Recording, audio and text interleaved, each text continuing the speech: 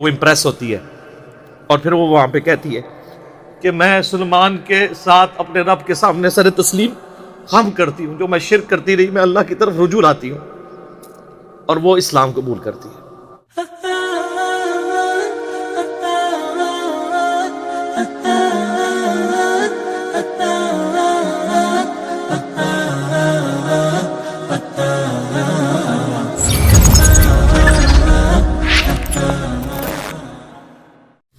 یہ سورۃ النمل میں بڑی ڈیٹیل کے ساتھ اللہ تعالیٰ نے حضرت سلیمان علیہ السلام کی زندگی کے چند واقعات کو ذکر کیا ہے 30 آیات کے اندر، آیت نمبر 15 سے لے کے 44 تک مسلسل 30 آیات میں سلیمان علیہ السلام کا اللہ تعالیٰ نے ذکر خیر کیا ہے۔ سٹارٹ اسی سے لیا ہے کہ وہ اپنے امتیوں سے کہتے ہیں کہ دیکھو اللہ تعالیٰ نے ہمیں کثیر مخلوق پہ فضیلت دی ہے، ہمیں جانوروں کی بولیاں سکھا دی ہیں، جنات کو، ہواؤں کو، پرندوں کو ہمارے لیے مسخر کر دی ہے، اللہ تعالیٰ نے ساری قدرت دی ہوئی تھی۔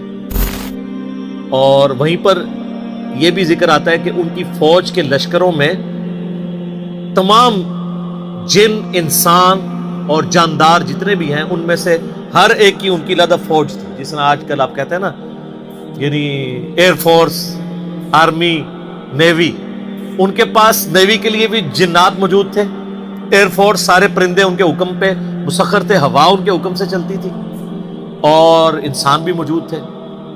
اور پھر اسی میں ذکر آتا ہے جس کی وجہ سے سورت کا نام ہی سورہ النمل ہے۔ نمل عربی میں کہتے ہیں چیونٹی کو۔ وہ اپنے لشکر کے سمیت گزر رہے تھے تو چند چیونٹیاں تھیں، ان کی ملکہ ان کو کہتی ہے، قرآن نے اس کا قول نقل کیا ہے کہ سلیمان علیہ السلام اپنے لشکر سمیت آ رہے ہیں، کہیں ایسا نہ ہو بے خبری میں وہ ہمیں پاؤں کے نیچے کچل دیں۔ تو پھر وہ چیونٹی باقی چیونٹیوں کو کہتی ہے کہ تم لوگ اپنے بلوں میں چلی جاؤ۔ یعنی چیونٹیوں کا یہ عقیدہ تھا کہ حضرت سلیمان علیہ السلام اور ان کے جتنے صحابہ ہیں ان کو علم غیب کوئی نہیں ہے، کیونکہ تبھی تو کچل دیں گے نا، الا یہ کہ اللہ ان کو بتا دے۔ اچھا، آپ بزرگوں کے علم غیب لے کے بیٹھے، تو اس میں اللہ تعالیٰ نے سلیمان علیہ السلام کو اس چیونٹی کی بات سنوا دی، تو سلیمان علیہ السلام اس پر مسکرائے، اور مسکرا کے یہ نہیں کہا کہ مجھے علم غیب ہے، کہا کہ اللہ کا شکر ہے کہ اللہ تعالیٰ نے یعنی مجھے یہ کوالٹی دی ہے کہ اللہ تعالیٰ نے اس چیونٹی کی بات مجھے سنوا دی۔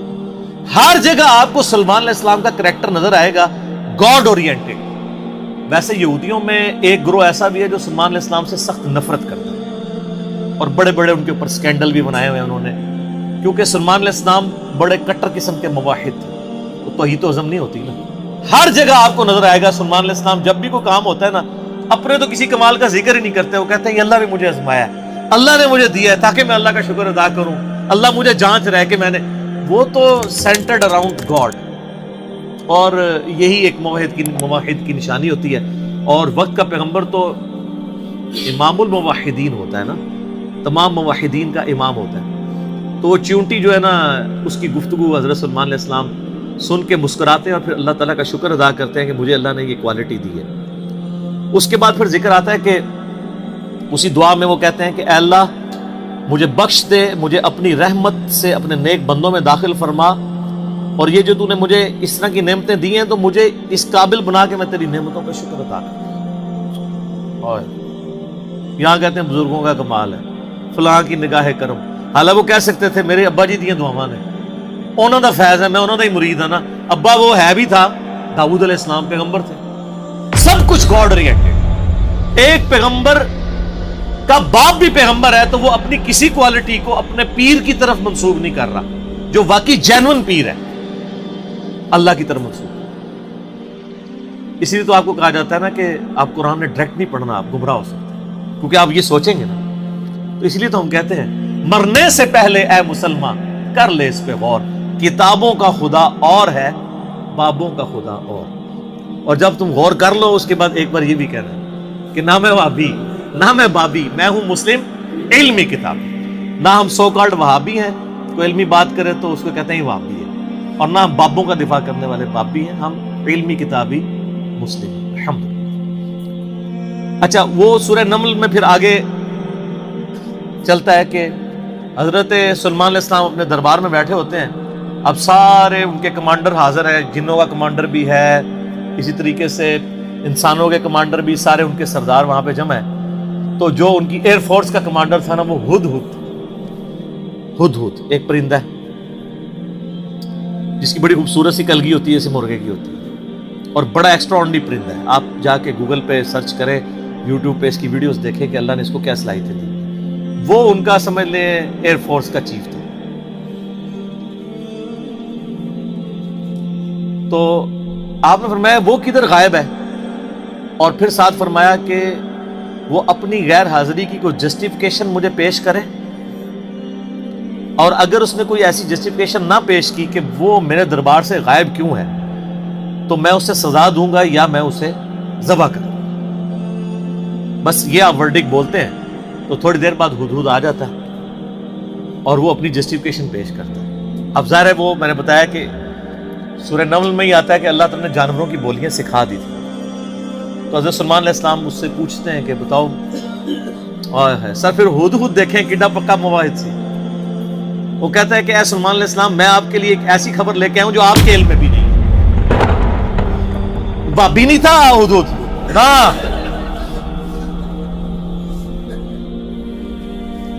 سلمان علیہ السلام نے کہا کیا خبر لے کے آیا ہوں؟ ان کا میں ایک ایسی قوم کے پاس سے آیا ہوں کہ جن کی حکمران ایک ملکہ ہے، عورت، اور اس کا بہت بڑا ایک عرش یعنی اس کا تخت ہے جس پہ وہ بیٹھتی ہے۔ اب وہ آپ کو نا ویسے کھنڈرات بھی اس کے مل چکے ہیں، ایک پکچر ہمیں ملی، انشاءاللہ ہم اس میں اٹیچ بھی کریں گے۔ آلموسٹ سمجھ لیں وہ کوئی آج کے دور کے اعتبار سے آپ دیکھ لیں کوئی 50 فٹ چوڑا اور لمبائی میں تقریباً 100 فٹ اور اونچائی میں بھی تقریباً 50 فٹ کے برابر، مختلف اقوال ملتے ہیں۔ یعنی ایک اچھا خاصا بڑا اس کا تخت تھا جس پہ اس کے سارے وہ سردار ارد گرد بیٹھتے تھے، اور وہ پتھر کا بنا ہوا بڑا سا۔ ان کا میں نے ایک عورت دیکھی ہے، تو وہ آپ کے علم میں نہیں ہے کہ وہ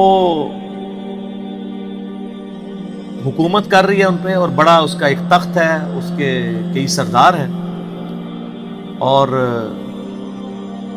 شیطان نے ان کے برے اعمال ان کی نظر میں سنوار دیے ہیں۔ وہ اللہ کو چھوڑ کے سورج کی پوجا کرتے ہیں۔ سر ایک ہدہد کو بھی ٹینشن ہے شرک کی، آپ ذرا یہ دیکھیں۔ اسی لیے اللہ تعالیٰ نے فرمایا نا کہ قریب ہے کہ آسمان پھٹ پڑے اور زمین شک ہو جائے اور پہاڑ ریزہ ریزہ ہو جائے۔ ام دعوا للرحمن ولدا، جو رحمان کے لیے بیٹا تجویز کرتے ہیں، اگر یہ شرک کی تکلیف کا احساس یہ آسمان، زمین اور پہاڑوں پہ ہو تو یہ بھی دب جائیں اس سے کہ اللہ کے لیے اس طرح کی باتیں لوگ کرتے ہیں۔ تو اور پھر وہ کہتا ہے کہ اب ہدہد کی بھی آپ تقریر دیکھیں جناب، کہ شیطان نے برے اعمال ان کی نظروں میں سنوار دی ہیں، اللہ کو چھوڑ کے وہ سورج کی پوجا کر رہے ہیں، حالانکہ عظمت اس اللہ کی ہے جو زمین و آسمان کا مالک ہے۔ ان کو تو چاہیے تھا اسے ہی سجدہ کریں، اور اس پہ آیت سجدہ بھی ہے۔ اللہ اکبر، سبحان الملک المقتدر۔ تو اب حضرت سلمان علیہ السلام چونکہ توحید کے امام ہیں، دنیا پہ اللہ تعالیٰ کے ریپریزنٹیٹیو ہیں، جب وہ یہ بات سنتے ہیں نا تو وہ کہتے ہیں میں تیری اس بات کی تصدیق کروں گا کہ تو سچ کہہ رہا ہے یا جھوٹا بہانہ تو نہیں کہیں کر رہا تو، ورنہ تو حضرت سلمان علیہ السلام کہتے ہیں کہ ہاں مجھے تو پہلے علم غیب اللہ تعالیٰ نے دیا ہوا ہے، میں تو دوروں میں دیکھ سکتا ہوں، وہ تو اللہ دکھائے گا تو دیکھیں گے۔ حضرت سلمان علیہ السلام نے ایک خط لکھا اور اس ہدہد کو کہا۔ اچھا یہ کوئی سٹوری نہیں ہے جو آپ کے علماء بیان کر رہے ہوتے ہیں، یہ ورڈ بائی ورڈ سورہ النمل آیت نمبر جو ہے وہ 15 سے لے کے 44 تک 30 آیات ہے۔ جو چیز ان آیات سے ہٹ کے آئے گی میں اس کو مینشن بھی کروں۔ تو وہ خط لکھ کے دیتے ہیں کہ یہ خط لے جاؤ اور جا کے ملکہ جو ادھر کیا ہے، ملکہ بلقیس جو ہے یہ اسرائیلی روایتوں میں آتا ہے، قرآن میں صرف ایک عورت کا ذکر ہے کہ جو حکومت کرتی ہے، اور خط اس کو دے کے پھر دیکھنا اس کا کیا جواب دیتے ہیں۔ ہدہد جناب لے کے خط پہنچا ہے اور جا کے اب ہدہد ایک خط لے کے آ رہا ہو اور ملکہ کے وہ جا کے بیڈ روم میں سیدھا جا کے لینڈ کرتا ہے، کوئی سیکیورٹی گارڈ کوئی کچھ نہیں روک سکتا، وہ کھڑکی سے آ کے اس میں لینڈ کر کے سامنے لا کے اس کے خط پھینکتا ہے۔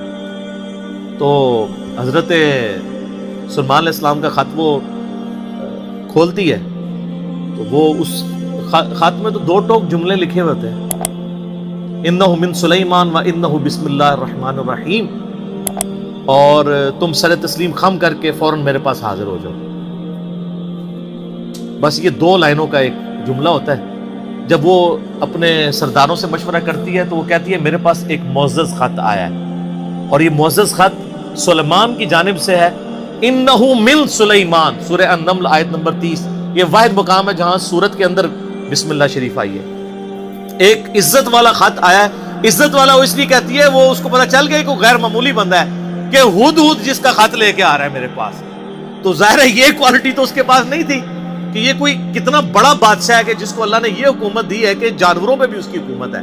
تو وہ کہتی ہے کہ ایک معزز خط میرے پاس آیا ہے جو سلیمان کی جانب سے ہے اور وہ اللہ کے نام سے شروع ہو رہا ہے. اس سے یہ سنت ٹھہری کہ جب آپ کوئی خط لکھیں کسی کو تو بسم اللہ سے اس کا آغاز کریں، اور اس میں یہ ہے کہ سر تسلیم خم کرو اور میرے پاس حاضر ہو جاؤ. تو وہ اپنے سرداروں سے کہتی ہے کہ میں تمہیں پتا ہے کہ میں کوئی کام اس وقت تک نہیں کرتی جب تک کہ میں مشورہ نہ کر لوں. ہر معاملے میں تم سے میں مشورہ کرتی ہوں. قوم سبا کی وہ ملکہ تھی. تو مجھے بتاؤ تم مجھے کیا مشورہ. تو سردار تو آپ کو پتا ہے جو ان کی تو ایک خاص جنگجو نیچر ہوتی ہے. انہوں نے کہا ہم تو بڑے طاقتور ہیں، بڑے زور آور ہیں، ہم ہر طرح کے بادشاہ کا مقابلہ کر سکتے ہیں، آپ ہمیں حکم دیں دیکھی جائے گی. لیکن وہ تو سمجھدار ہوتی ہے. جسے مجھے بھی آگے لوگ پھونک چڑھا رہے ہوتے ہیں، لیکن جو بندہ ڈرائیونگ سیٹ پہ بیٹھا ہوتا ہے اس کو پتا ہوتا ہے کہ کام کو کس حکمت سے لے کے چلنا. تو وہ ملکہ کہتی ہے کہ اس کو تو اندازہ ہو گیا کہ یہ کوئی عام بندہ نہیں ہے، ان کی ساری پھوپھا نکال دے گا وہ. تو وہ کہتے ہیں کہ وہ ملکہ آگے کہتی ہے، اس کے الفاظ اللہ تعالیٰ نے نقل کیے. وہ کہتی ہے کہ یاد رکھنا بادشاہ جب کسی ملک میں داخل ہوتے ہیں نا تو وہاں کے شرفاء کو ذلیل کر دیتے ہیں. تو یعنی یہ جو ہمارے پاس ملک ہے یہ بھی ہمارا چھن جائے گا. ہم میں یہ طاقت نہیں کہ ہم اس شخص کا مقابلہ کر سکیں. یہاں پہ بھی آپ دیکھ لیں انگریزوں نے یہی کیا ہے نا. جب انگریز یہاں حکومت میں ہے نا سب سے زیادہ ذلیل انہوں نے کیا ہے خاندان مغلیہ کو، اس لیے کہ وہ یہاں پہ رولرز تھے.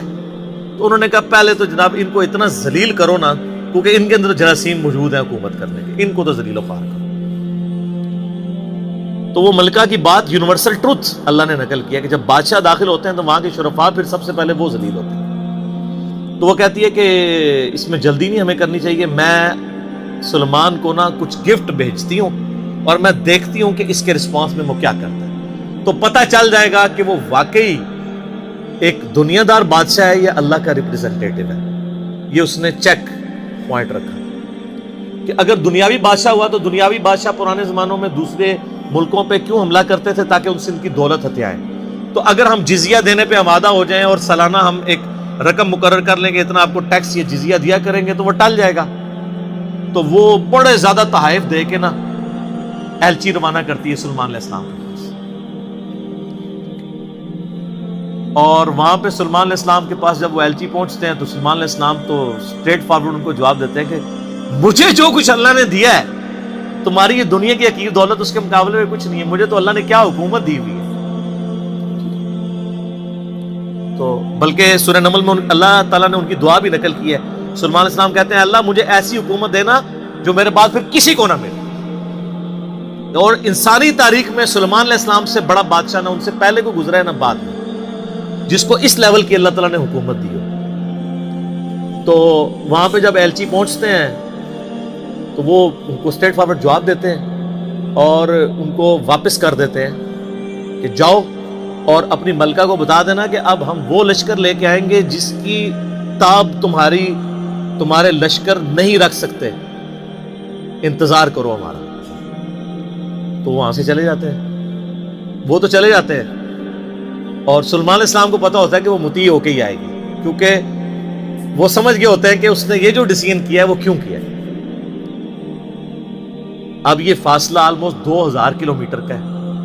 قوم سبا آباد تھی یمن میں اور حضرت سلیمان علیہ السلام یروشلم میں بیٹھے ہوئے تھے، بیت المقدس ایلیا شام کے اندر. آلموسٹ 2000 کلومیٹر کا یہ فاصلہ ہے. تو آپ سمجھ لیں یہ فاصلہ طے کرنے کے لیے بھی 40 سے 50 دن پیدل چاہیے. تو سلیمان علیہ السلام جب ان کو واپس کرتے ہیں، وہاں پہ جب واپس خط پہنچتا ہے تو ظاہر ہے ملکہ تو پہلے ہی اس کو سمجھ آ گئی ہوتی ہے کہ کوئی عام بندہ نہیں ہے، تو ملکہ یہ ڈیسائیڈ کرتی ہے کہ میں خود سلیمان کے پاس جاؤں گی، کیونکہ اس خط میں پہلے میں کیا لکھا تھا کہ مطیع ہو کے میرے پاس حاضر ہو۔ سر یہ بادشاہ کا آپ لیول دیکھیں کہ دوسرا بادشاہ جنگ بھی نہیں کرنی پڑ رہی، سیدھا وہ خود حاضر ہو رہا ہے۔ خیر اس بات کو کچھ عرصہ گزر جاتا ہے، جب اس کا لشکر آنے کے 3-4 دن یا کچھ دن باقی رہ جاتے ہیں نا، تو سلیمان علیہ السلام اپنی مجلس میں بیٹھے ہوتے ہیں، تو سلیمان علیہ السلام اپنے درباریوں سے کہتے ہیں کہ وہ جو بلقیس ہے وہ مطیع ہو کے میرے پاس آنے والی ہے۔ ان کو پتہ ہے، فیڈ بیک مل جاتی ہے، اللہ تعالیٰ نے وحی کے ذریعے آگاہ کر دیا۔ پھر وہ ایک گفتگو کرتے ہیں وہاں پہ، جہاں پہ وہ تخت بلقیس کا ذکر ہے، اور آصف بن برقیہ کا نام قرآن میں نہیں ہے، یہ اسرائیلی روایتوں میں۔ وہ سورۃ النمل کی آیت نمبر ہے 30۔ اعوذ باللہ من الشیطان الرجیم، بسم اللہ الرحمن الرحیم۔ بلکہ آیت نمبر 30 میں تو وہ یہ آگی 38 نمبر سے آن ورڈ، 30 تو پہلے گزر چکی نا، انہ من سلیمان و انہ بسم اللہ الرحمن الرحیم۔ یہ آیت نمبر ہے 38۔ قال یا ایھا الملأ ایکم یأتینی بعرشها قبل ان یأتونی مسلمین۔ حضرت سلیمان علیہ السلام کہتے ہیں، اے میرے سرداروں، جو میرے ساتھ اٹیچ لوگ ہو، تم میں سے کون ہے کہ جو مجھے اس ملکہ کا تخت لا کر دے اس سے پہلے کہ وہ سر تسلیم خم کرتی ہوئی میرے پاس حاضر ہو جائے؟ کون ہے کہ جو ایسا کرے؟ قال عفریت من الجن، تو ایک بڑا دیو ہیکل جن کہتا ہے، انا آتیک بہ قبل ان تقوم من مقامک، کہ میں آپ کی اس محفل برخاست ہونے سے پہلے 3-4 گھنٹے کی جو بھی آپ کی مجلس ہوتی ہے، مجلس ختم ہونے سے پہلے میں وہ تخت آپ کو یہاں پہ لا دوں گا۔ انبلیویبل چیز ہے، 2000 کلومیٹر سے اتنا بڑا تخت پتھر کا وزنی، 3-4 گھنٹے کیا، وہ تو آج بھی آپ اگر جہاز میں بھی لائیں تو 3-4 گھنٹے میں نہیں پہنچ سکتا، اس کو تو لفٹ کرنے میں پرابلم ہو جائے گی۔ وَإِنِّي عَلَيْهِ لَقَوِيٌّ أَمِينٌ، اور میں اس کے اوپر امانت دار بھی ہوں، میں پوری رسپانسبلٹی سے یہ کام کروں گا، اور میں طاقت بھی مجھے اللہ نے دی ہے، جنات کو اللہ نے بہت طاقت دی ہوئی ہے۔ تو حضرت سلیمان علیہ السلام یعنی ایگری نہیں کرتے اس مسئلے میں۔ تو پھر ایک اور شخص، قال الذی عندہ علم من الکتاب، وہاں ایک شخص بیٹھا ہوتا ہے جس کے پاس کتاب میں سے علم ہوتا ہے، وہ کہتا ہے انا آتیک بہ قبل ان یرتد الیک طرفک، میں اس تخت کو آپ کے سامنے حاضر کر دوں گا آپ کی آنکھ جھپکنے سے پہلے، فریکشنز آف سیکنڈ میں لے آؤں گا۔ ہمارے لیے تو وہی ہضم کرنا مشکل ہے، تو یہ تو خیر بہت بڑی چیز ہے۔ تو یہ اس نے دعویٰ کیا، بس یہ دعویٰ کرنے کی دیر تھی اور وہ لے بھی آیا تھا۔ فلما رآہ مستقرا عندہ، تو حضرت سلیمان علیہ السلام نے جب وہ تخت وہاں پر آیا ہوا دیکھا، قال ھذا من فضل ربی، اور انہوں نے کیا، حضور کڈے پہنچے بزرگوں، کیا بات ہے، کیا صاحب کرامت ہو، نہیں اومٹ کر، ان کا یہ میرے رب کا فضل ہے، ھذا من فضل ربی۔ آپ لکھتے ہیں نگاہ مرشد سے، ماں باپ کی دعا سے، اور پیغمبر کا کہتا ہے ھذا من فضل ربی، یہ تو میرے رب کا فضل ہے۔ کیوں ہے فضل؟ لیبلونی اشکر ام اکفر، تاکہ وہ مجھے آزمائے کہ میں اس کا شکر گزار بنتا ہوں یا ناشکرا۔ یہ سر توحید ہے۔ ومن شکر فانما یشکر لنفسہ، اور جو کوئی اللہ کا شکر کرے گا تو وہ بھی اپنے نفس کی خاطر ہی کر رہا ہوگا، اللہ کو کوئی پرواہ نہیں۔ ومن کفر، اور جو کوئی اللہ کی ناشکری کرے، فإن ربی غنی کریم، تو میرا رب تو غنی ہے، کریم ہے، اسے کسی کی پرواہ ہی نہیں ہے۔ ھذا من فضل ربی۔ اچھا اس کے بعد پھر آتا ہے کہ وہ ملکہ جب آئی، حضرت سلیمان علیہ السلام نے کہا کہ نا اس تخت کی حیت بدل دو، ڈیزائننگ اس کی تھوڑی سی چینج کر دو، جو اس کے اوپر کوئی پھول بوٹے لگے ہوئے تھے تھوڑا سا اسے ٹیمپر کرو، اور میں دیکھوں گا کہ وہ پہچانتی ہے اپنے تخت کو نہیں کہ نہیں پہچانتی۔ تو وہ پھر ملکہ وہاں پہ آ پہنچتی ہے، تو سلیمان علیہ السلام اسے ریسیو کرتے ہیں اور کہتے ہیں اس تخت کے بارے میں تیرا کیا خیال ہے؟ تو وہ بڑی سمجھدار ہوتی ہے، تو وہ کہتی ہے یہ تو لگتا ہے کہ یہ میرے تخت ہی ہے، اس کی مثل مجھے لگ رہا ہے بلکہ شاید وہی ہے۔ تو یہ اس کی سمجھداری کا بھی ثبوت ہے کہ وہ اس کو ٹیمپرڈ فارم میں بھی پہچان لیتی ہے، اور یہ اس کو دوسرا میسج مل جاتا ہے انہوں نے کیا لڑنا ہے، اس نے کہاں سے لڑنا ہے؟ وہ تو یہ بھی نہیں تھی ایکسپیکٹ کر سکتی کہ 4 مہینے میں بھی کوئی اٹھا کے یہاں لا سکے، ابھی تو اس کو یہ پتہ ہی نہیں تھا یہ تو ایسے آیا ہوا ہے۔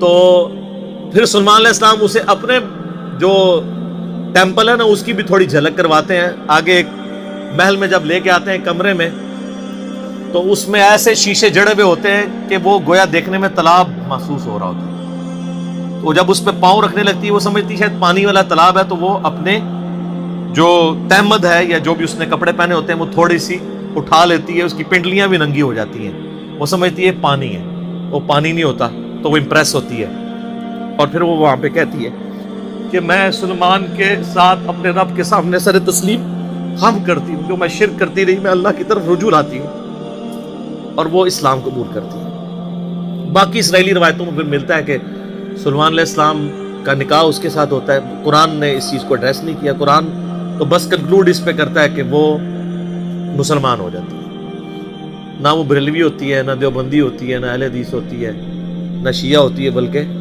مسلمان ہو جاتی ہے۔ اور آپ یہ الفاظ دیکھیں جناب، مسلمان مسلمان ہی ہے ہر طرف۔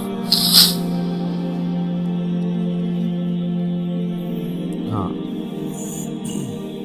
قالت رب انی ظلمت نفسی، وہ کہتی ہے میرے رب میں اپنی جان پہ ظلم کرتی رہی اس سے پہلے، واسلمت مع سلیمان للہ رب العالمین، اور میں سلیمان کے ساتھ سر تسلیم خم کرتی ہوں اس رب کے سامنے، اللہ کے سامنے جو سارے جہانوں کا پالنے والا ہے، میں سر تسلیم خم کرتی ہوں، میں مسلم ہوتی ہوں۔ تو وہ اپنا آپ اپنے رب کے حضور سر تسلیم خم کر دی۔